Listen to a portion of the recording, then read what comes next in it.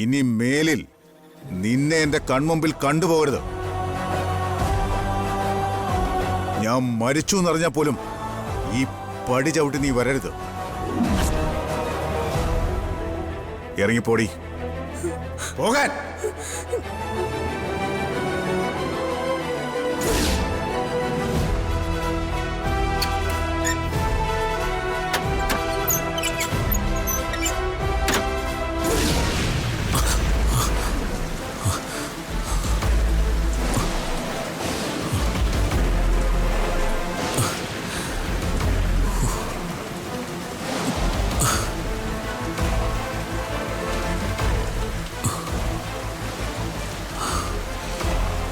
ഞാനിപ്പോൾ സ്വപ്നം കണ്ടതുപോലെ എന്തെങ്കിലും സംഭവിച്ചാൽ അവളെ ഞാൻ കൂട്ടിക്കൊണ്ട് വരേണ്ടി വരും. അങ്ങനെ വന്നാൽ സ്നേഹയുടെ പേരിൽ കിട്ടേണ്ട കോടികൾ നഷ്ടമാവും.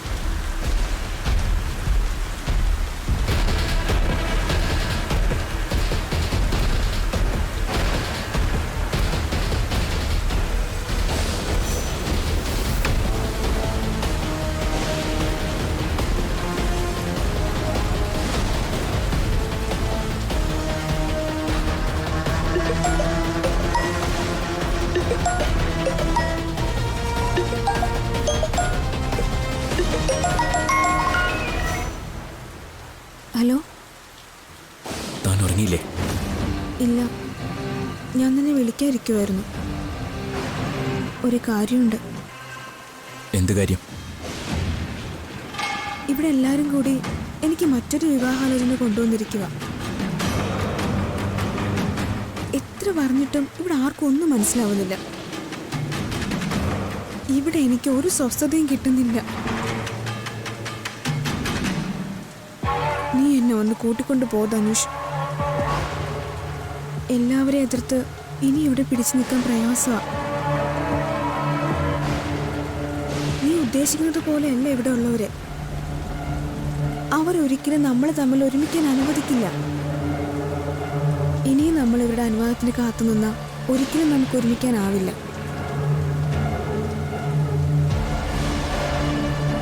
ഒരു കാര്യം ഞാൻ ഉറപ്പ് പറയാം. മറ്റൊരുത്തന്റെ താലിക്ക് കഴുത്ത് നീട്ടേണ്ടി വന്ന ധനുഷ് പിന്നെ ഒരിക്കലും എന്നെ കാണില്ല. സത്യമായിട്ടും കാണില്ല. താനിങ്ങനെ ഓരോന്നും പറയാതെ. എല്ലാത്തിനും നമുക്കൊരു പരിഹാരം ഉണ്ടാക്കാം. എന്ത് പരിഹാരം? ഞാൻ ഈ പറഞ്ഞതിൽ എന്ത് പരിഹാരമാണ് ധനുഷ് ഉണ്ടാക്കാൻ പോകുന്നത്? ഞാൻ പറയാം. അതുപോലെ തന്നെ താൻ അനുസരിക്കോ? ധനുഷ് പറയ്.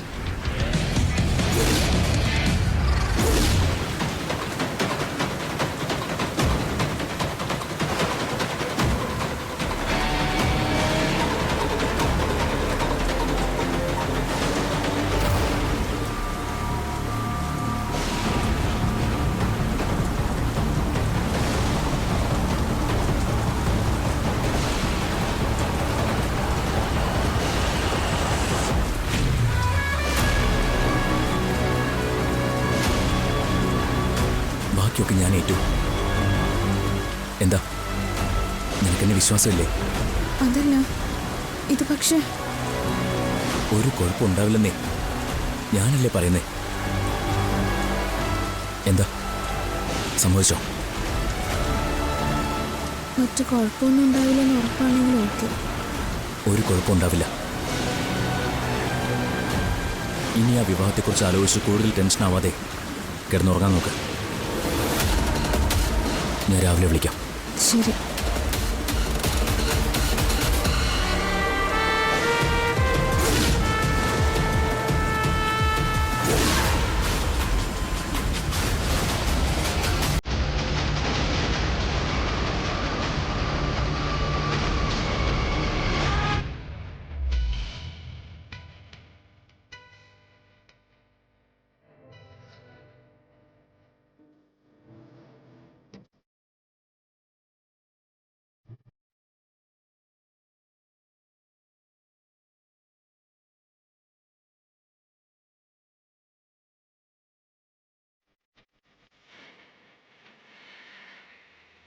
ഇങ്ങനെയൊക്കെ പറയുന്ന സ്നേഹയോട് ഇനി നമ്മൾ എന്തു പറഞ്ഞാ അവളെ മറ്റൊരു വിവാഹത്തിലേക്ക് എത്തിക്കുന്നത്?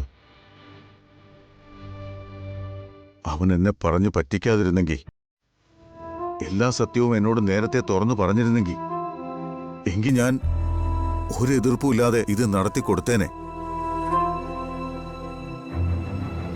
ഇനി അങ്ങനൊരു ആലോചനയ്ക്ക് മനസ്സനുവദിക്കുന്നില്ല.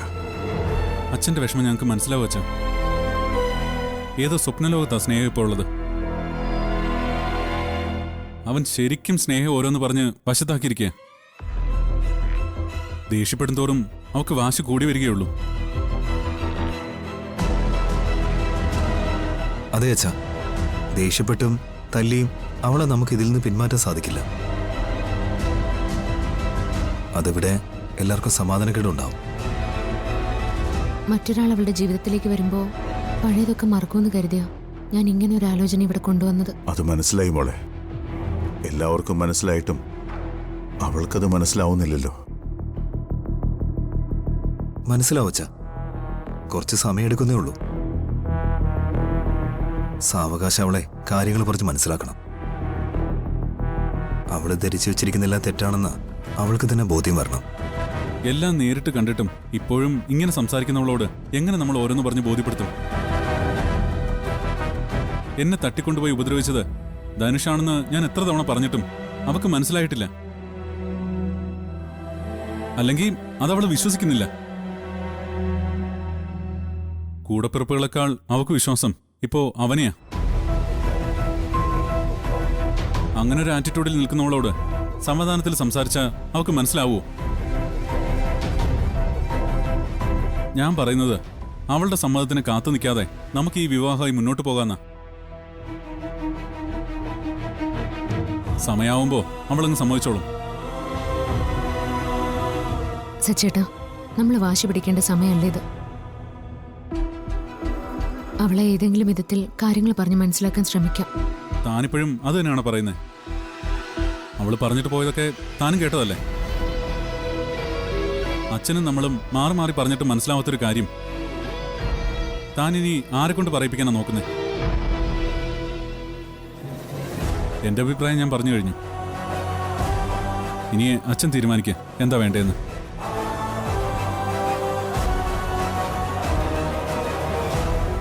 സ്നേഹയെ ധനുഷിനെ പിടിച്ച് ഏൽപ്പിക്കുന്നതൊഴികെ മറ്റെന്തിനും ഞാൻ കൂടെ കാണും. അച്ഛൻ വിഷമിക്കണ്ട, എല്ലാവരും ശ്രമിക്കല്ലേ. ഏതെങ്കിലും ഒരു നിമിഷം അവർക്ക് മനസ്സിലാവും നമ്മൾ പറയുന്നതിൽ ശരിയുണ്ടെന്ന്. എല്ലാം ശരിയാവും അച്ഛാ. എന്തൊക്കെയായാലും നമുക്കറിയാത്തതല്ലല്ലോ അവളെ. പിന്നെ ദേഷ്യവും വാശിയൊക്കെ തൽക്കാലത്തേക്ക് മാത്രമേ ഉണ്ടാവുള്ളൂ. അത് കഴിയുമ്പോൾ അവളായിട്ട് തന്നെ മാറിക്കോളും. എനിക്ക് ഉറപ്പാത്.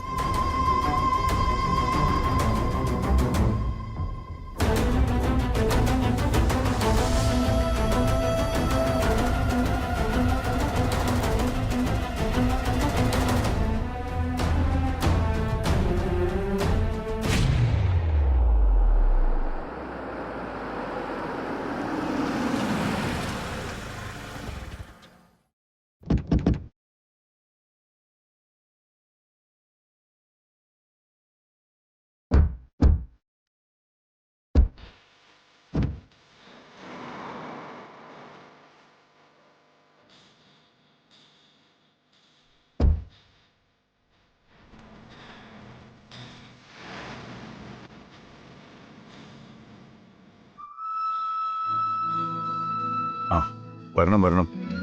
വീട് കണ്ടെത്താൻ ബുദ്ധിമുട്ടിയൊന്നുമില്ലല്ലോ. ഏയ്, ജംഗ്ഷനിലെത്തിയപ്പോ ഒരു ചെറിയ സംശയം, അതാ പിന്നെ വിളിച്ചു ചോദിച്ചത്. അകത്തേക്ക് വരാം. വാ.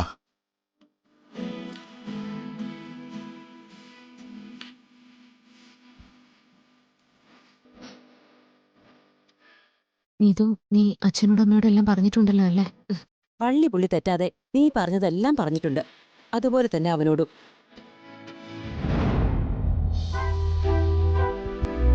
നീ ടെൻഷനൊന്നും ആവണ്ട, ധൈര്യമായിട്ടിരിക്കേ. വാ.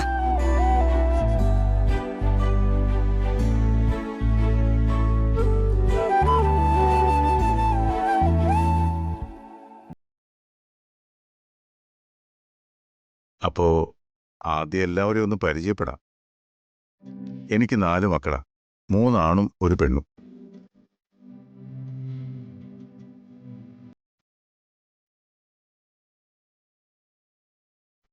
എന്റെ മൂത്തവൻ നന്ദൻ ഇപ്പൊ സ്ഥലത്തില്ല.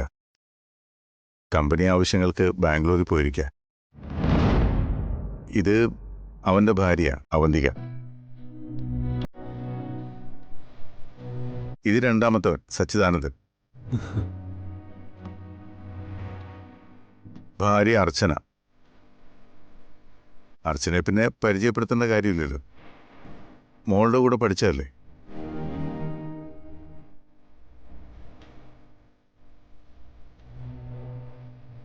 അർച്ചനയെ ഞങ്ങൾക്കറിയാം. ആ, ഇവൻ സന്ദീപ്, മൂന്നാമത്തവൻ. ഇതവന്റെ ഭാര്യ ആതിര. ആ,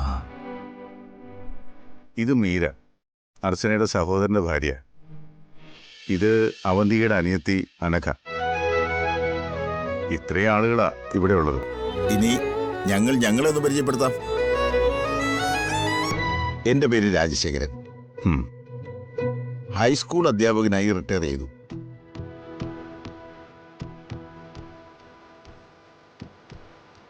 ഇതെൻ്റെ ഭാര്യ സുധാമണി, ടീച്ചറാണ്. എനിക്ക് 2 മക്കളാ. മൂത്തത് ഇവളാ, നീതു. വിവാഹം കഴിഞ്ഞു, ഭർത്താവ് വിദേശത്ത്. നീതു ഇപ്പോൾ ബാങ്കിലാണ് ജോലി ചെയ്യുന്നത്. ഇളയവൻ രാജീവൻ, മദ്രാസിലൊരു IT കമ്പനിയിലാണ് ജോലി.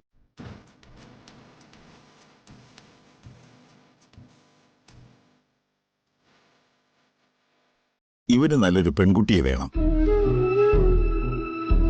നമുക്കത്രയേ വേണ്ടൂ.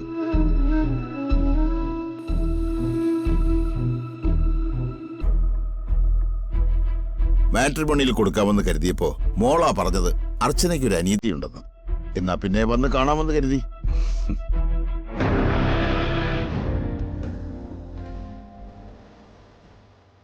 ഞങ്ങൾക്കും മറ്റു ഡിമാൻഡൊന്നുമില്ല. പയ്യൻ സ്വഭാവം കൊണ്ട് നല്ലൊരുവനായിരിക്കണം, അത്രേ ഉള്ളൂ.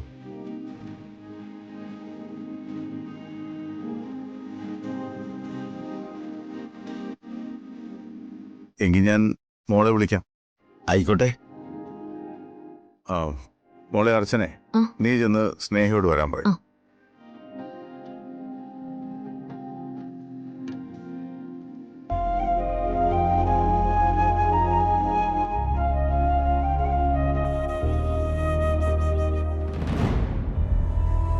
മോളെ, സ്നേഹമോളെ, മോളെ വാതിൽ തുറക്ക്. മോളെ, സ്നേഹമോളെ വാതിൽ തുറക്ക്.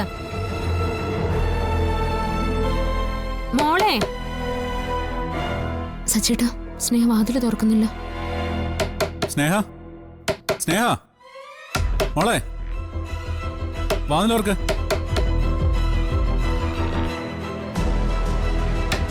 സ്നേഹ, മോളെ വാതിലോർക്ക്.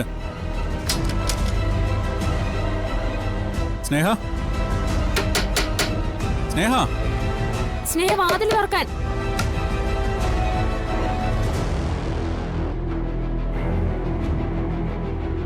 അതോർത്ത് സാറ് വിഷമിക്കണ്ട. എല്ലാ കാര്യങ്ങളും അർച്ചന ഞങ്ങളോട് പറഞ്ഞു. വിവാഹം മണ്ഡപത്തിൽ വെച്ച് തന്നെ മുടങ്ങുന്നത് വലിയ വിഷമമുണ്ടാക്കുന്ന കാര്യമാണ്. ഇതുപോലത്തെ എത്ര വാർത്തയാ നിത്യേന നമ്മൾ കേൾക്കുന്നത്. ഇത്ര പെട്ടെന്ന് ആ കുട്ടി മറ്റൊരു വിവാഹത്തിന് തയ്യാറാകുന്നത് വലിയ കാര്യമാണ്. ചിലര് വിവാഹം വരെ ഇനി വേണ്ട എന്ന് തീരുമാനിക്കും. നമ്മുടെ കാലമൊന്നും അല്ലല്ലോ സാർ. ഇപ്പോഴത്തെ കുട്ടികൾ എന്ത് എപ്പോ തീരുമാനിക്കും എന്നൊന്നും നമുക്കറിയില്ലല്ലോ. വിവാഹം കഴിയുന്നത് വരെ ഉള്ളിൽ തീയ. അല്ല, മോളിതുവരെ വന്നില്ലല്ലോ. ഇപ്പൊ വരും. സന്ദീപേ, നീ ചെന്നൊന്ന് നോക്കി. ചിലപ്പോൾ അവള് റെഡിയാവുന്നേ ഉണ്ടാവൂ. ചെന്ന് വേഗം വരാൻ പറയും.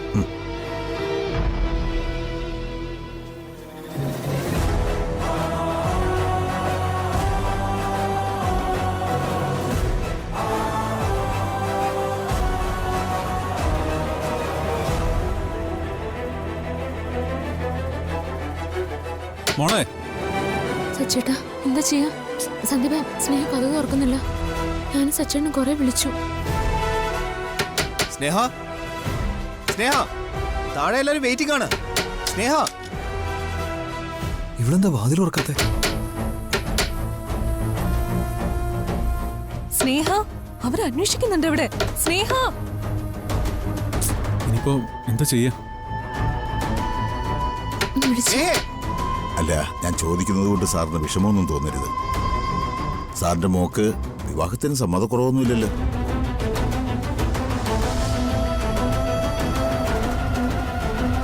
ഏയ്, അങ്ങനൊന്നുമില്ല. അവള് വരാൻ വൈകുന്നതുകൊണ്ടാ രാജശേഖരൻ അങ്ങനെ ചോദിച്ചെങ്കിൽ താല്പര്യക്കുറവൊന്നും ആവില്ല. അവള് വരും.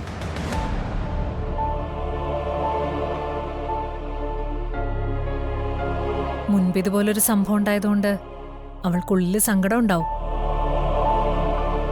അത് പുറത്ത് കാണിക്കുന്നില്ലെന്നേ ഉള്ളൂ.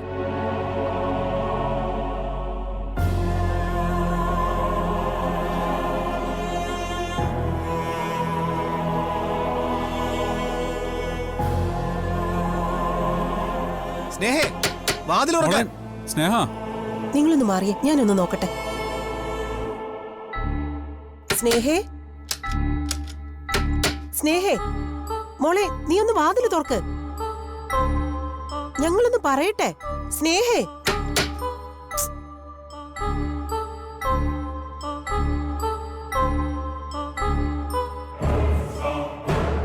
വരുന്നവരുടെ മുമ്പിൽ ഒരുങ്ങിക്കെട്ടി നിൽക്കാനും നടക്കാത്ത വിവാഹത്തിന് വേണ്ടി സമയം കളയാനും ഞാൻ ആഗ്രഹിക്കുന്നു. അതിനി എത്ര കൊമ്പത്തെ ആളായാലും ശരി, ആരുടെ കൂട്ടുകാരൻ്റെ അനിയനായാലും ചേട്ടനായാലും ശരി.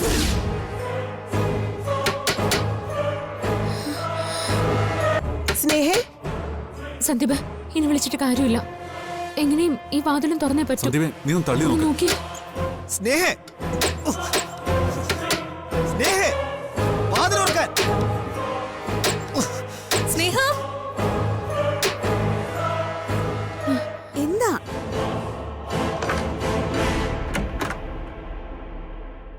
നിങ്ങളെല്ലാരും എന്തിനാ കിടന്ന് ബഹളം വെക്കുന്നേ? റെഡിയായാലല്ലേ എനിക്ക് വരാൻ പറ്റൂ. അല്ല, അവരൊക്കെ വന്നോ? വന്നു. നിന്നെ അവിടെ എല്ലാരും കാത്തിരിക്കുക. ആ, ദേ വരുന്നേ. ഞാൻ പോയി ചായ എടുത്തിട്ട് വരാം. നീ വാ.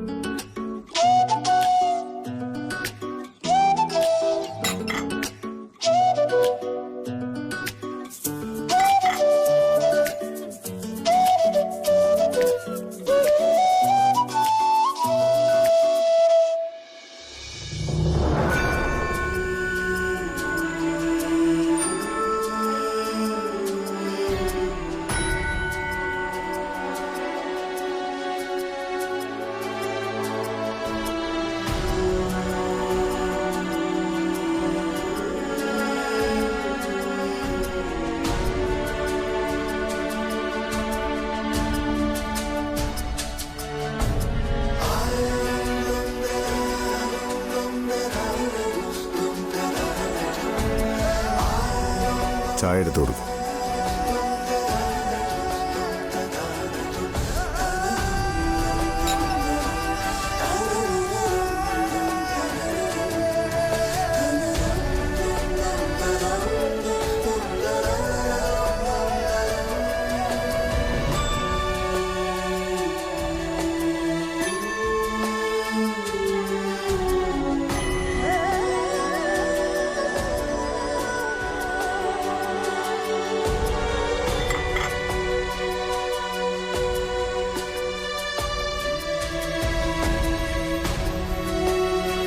മോളുടെ പേര് സ്നേഹ അല്ലേ?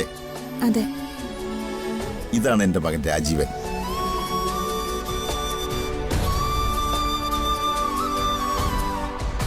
മോളുടെ ഫോട്ടോ കണ്ടപ്പോൾ തന്നെ ഇവന് മോളെ ഇഷ്ടമായി.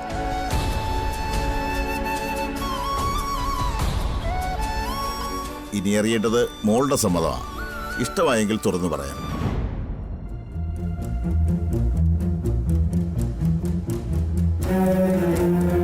രാജീവിനോടും രാജീവിന്റെ അച്ഛനും അമ്മയോടും ചേച്ചിയോടും ഒക്കെ എനിക്കൊരു കാര്യം പറയാനുണ്ട്.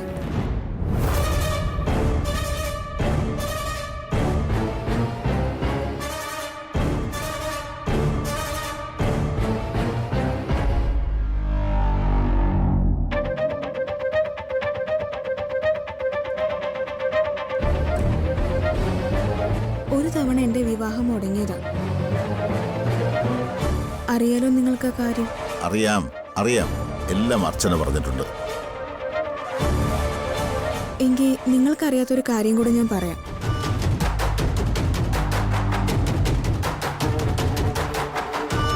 എൻ്റെ മാനസികാവസ്ഥ നിങ്ങൾക്കെല്ലാവർക്കും മനസ്സിലാവുമെന്ന് എൻ്റെ വിശ്വാസം. ഇതെൻ്റെ കാര്യമായതുകൊണ്ടാണ് ഞാൻ തന്നെ പറയാമെന്ന് വിചാരിച്ചേ. മോളെ, മറ്റെന്തെങ്കിലും ഉണ്ടെങ്കിൽ നമുക്ക് പിന്നീട് സംസാരിക്കാം. അത് ശരിയല്ല അച്ഛാ. പറയാനുള്ള കാര്യങ്ങൾ ഇവര് കൂടെ അറിയണ്ടേ?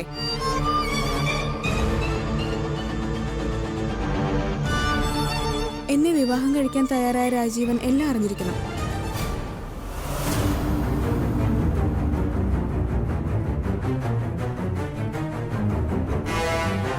ആദ്യ വിവാഹം മുടങ്ങിയപ്പോ മറ്റൊരു വിവാഹത്തെക്കുറിച്ച് ഞാൻ ആലോചിച്ചിട്ട് പോലുമില്ല. ഇങ്ങനൊരു ചടങ്ങിന് ഞാൻ വന്നു നിന്നത് എൻ്റെ അച്ഛൻ്റെയും ഏട്ടന്മാരുടെയും വിഷമം കണ്ടിട്ടാണ്.